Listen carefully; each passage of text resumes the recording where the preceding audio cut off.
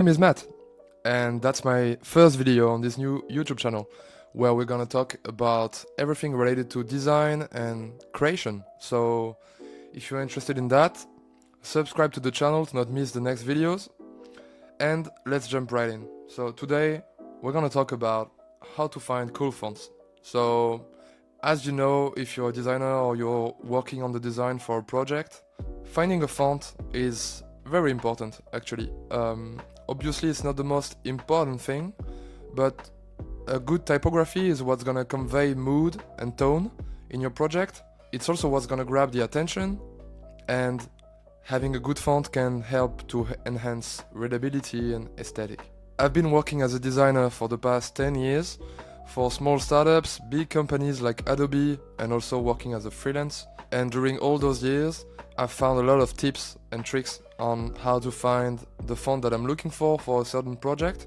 And in this video, I want to share with you those tips. So let's start right now. So to start with an example, here we have this very simple thumbnail for YouTube. And I want to show you how changing the font can completely change the mood of the design. So with something like circular, we are into something very tech and serious, and if we try something like Tropiland, we are in something way more fun and tropical. So yeah, I think you already know that changing like the font you want to have is gonna change a lot the way people perceive your brand and what you're doing.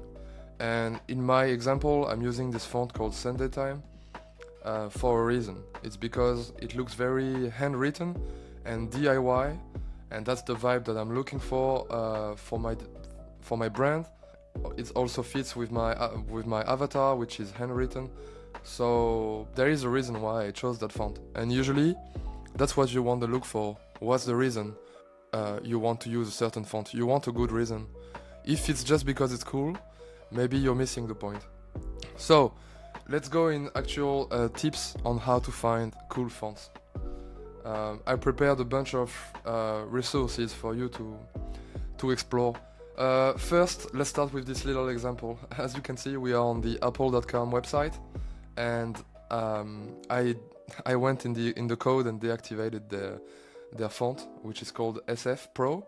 And as you can see, it changes quite a bit the vibe of the website. So usually they have this serif font that looks very professional and simple, and when you deactivate it, it goes for this font. It doesn't look bad, right? But it just looks very different from what it's supposed to look like when you have the SF Pro. So just to show that just a font, even if it's a very simple font, it can really influence the way your brand is perceived and the way your design looks.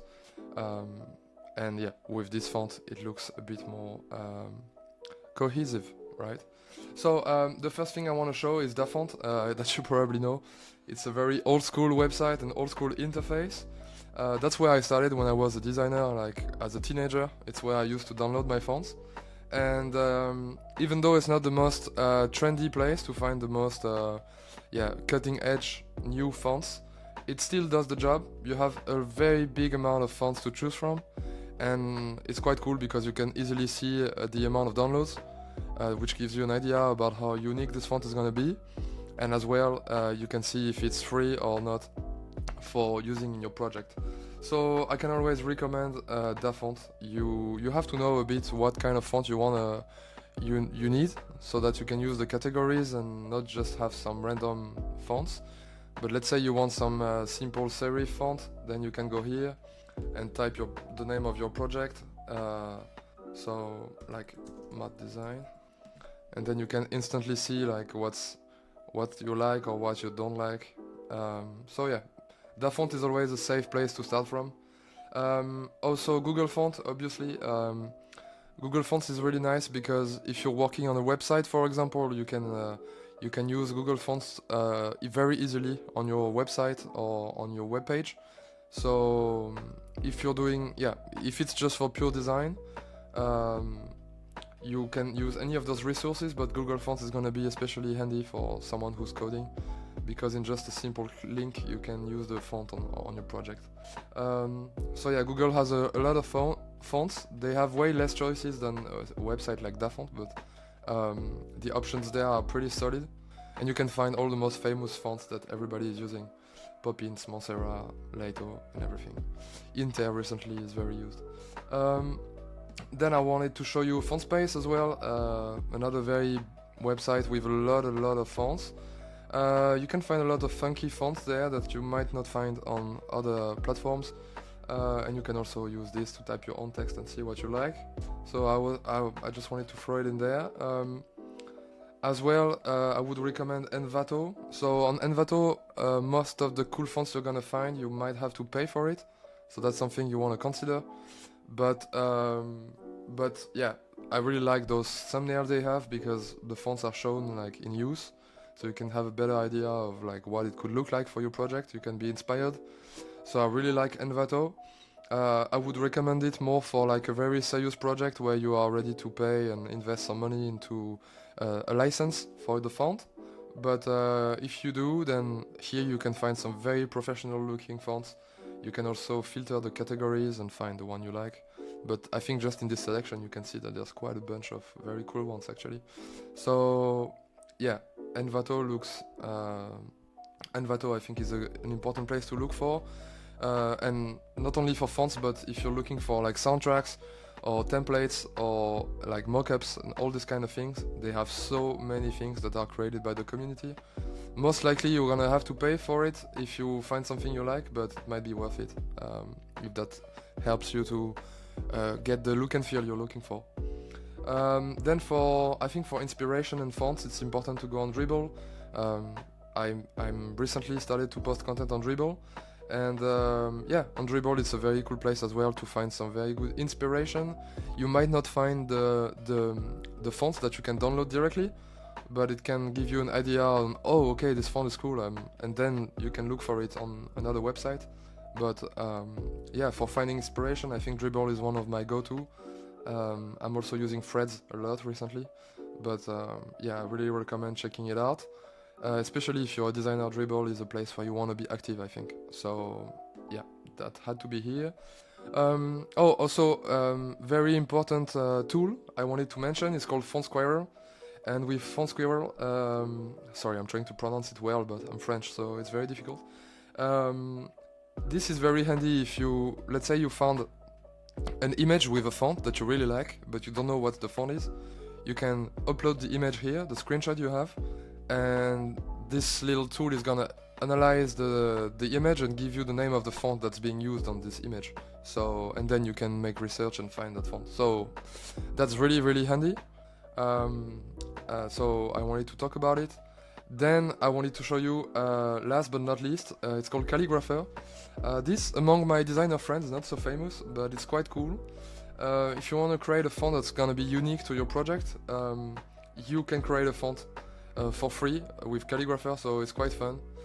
They use your handwriting to create a font out of it, and it's gonna create a font that's gonna be completely unique to your project, and I find it quite cool. So yeah, I've done that actually for one of my projects, but yeah, I really wanted to talk about it because I think it's quite a unique way to, yeah, whether you're working on a project for yourself or for a client, to have a very unique font that's only for your project can be very cool for your brand, and it's something I wanted to mention. Alright, so now that we've seen all the tools that I'm using in the research for finding the coolest font for my project, I want to go over some simple rules that you want to think about when you are designing a project and working on your typography. Obviously you want a font who's going to be versatile, who's going to be able to adapt to several contexts, because it's very important that a font is going to work on a website, on some printed advertising maybe, or on a mobile phone. You want a font that's going to look good in several different contexts. That's very important. Then also you have to consider your typography hierarchy, so that's really important as well. You have to think about the titles, the weights, and the sizes, the font sizes you want to use, depending on if it's a title or a subtitle or a body text. I know it's something that everybody knows, but that gets overlooked.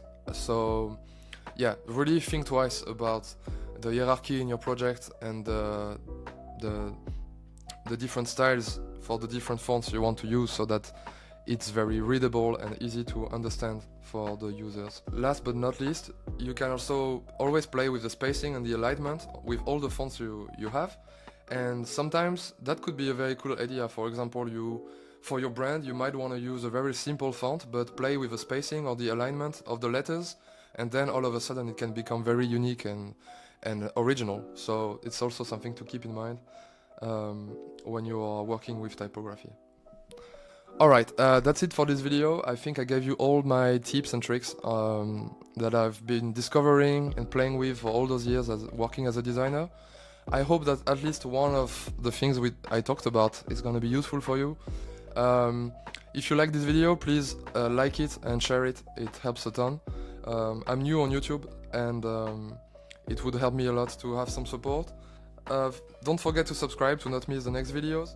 When it comes to supporting the channel, I've recently published on the App Store an app called Pulse Habit. It's a daily habit tracking app on which you can enter all the routine and the healthy habits you want to follow, and it helps you keep track of it. So if you're interested in that, check the description. You have all the links for that, as well as my portfolio template. So you can check my portfolio about design on matgarciadesign.com. And well, if you like it, I built a template that you can purchase so that you can easily build your own portfolio with your own designs based on the template I created for myself. It's very easy to use. It's just HTML, CSS stuff, but it does the job and it's pretty minimalist. So yeah, check the description for that. I will talk to you in the next video. Ciao.